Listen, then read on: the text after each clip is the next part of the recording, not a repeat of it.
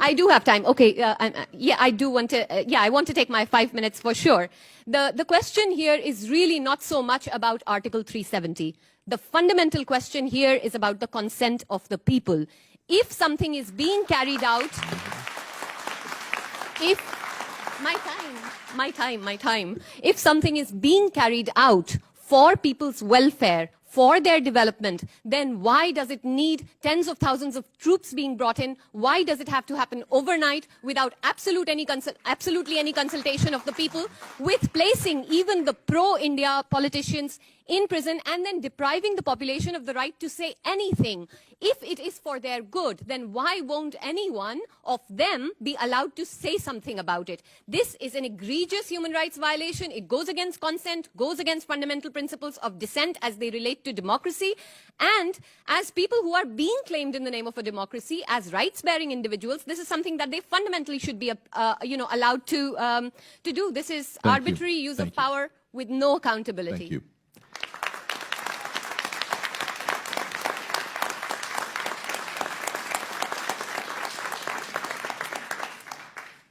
No, I appreciate it, and I believe you have something to contribute. Yes, I'm actually dying to say something. So we recently, me and Atharzia, another Kashmiri, we compiled the first ever volume on women in Kashmir, entirely written by Kashmiri women scholars themselves. And the realities of it are astoundingly worrying. You know, there's the Kunan Poshpura mass rapes. There's various instances of sexual violence, the competing patriarchies of militarization and militancy that women have to face.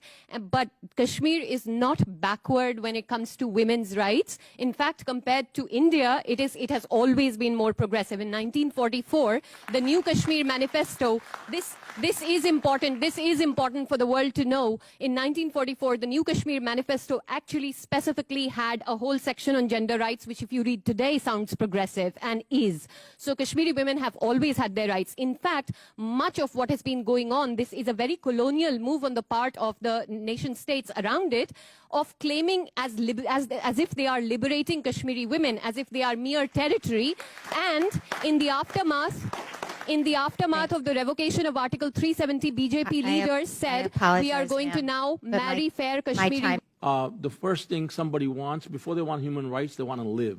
I've heard that rationale, but it still doesn't explain the lack of transparency to me. Ms. Call, could you address that? Yes, absolutely. There's no justification whatsoever for what they're doing, and they know that, which is why it is important for them not to let people speak. In fact, elderly women in Srinagar who were protesting in Kashmir Valley were detained, arrested, released on the condition that they sign bonds saying that they won't speak to the media. This is just 2 days ago. So it is fundamentally not about violent actors. It is about knowing that what is being carried out is politically and constitutionally not right, and it doesn't have the support of people. I'm sorry, let me stop you before my time runs out, because I just want to say as an observation here, and I wish we had more time for all of you to weigh in, that to me, when there isn't transparency, something is being hidden. And this is what really concerns me terribly. The Indian government has justified the repeal of Section 370, et cetera, Article 370, as somehow a major step forward for women's rights. But they've then told me that this then relates to what if a Muslim Kashmiri woman married a non-Muslim man? I don't know how. And then property rights. Ms. Call, is Article 3, is the repeal of that somehow a step forward for women's rights? It's absolutely not, although it is claimed that it is somehow going to enhance LGBTQ rights and women's rights, as if those people whose rights it would enhance are not Kashmiris as well.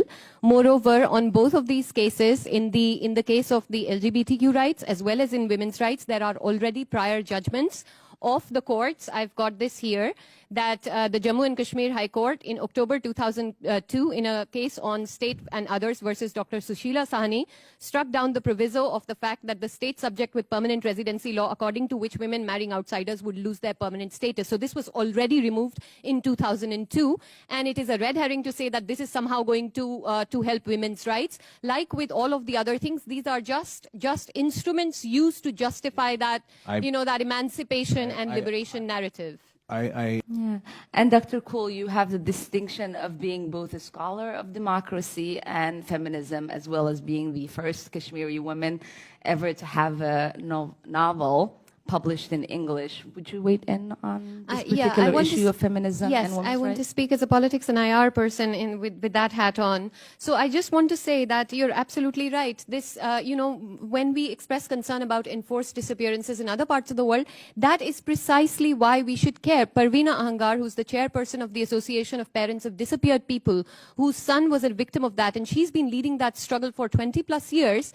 On International Day of Disappeared this year, they were not even allowed to gather and mourn, something that they've done on the 10th of every month and at the end of August. So this is an elderly woman, who has led this campaign, who's been nominated for the Nobel Prize.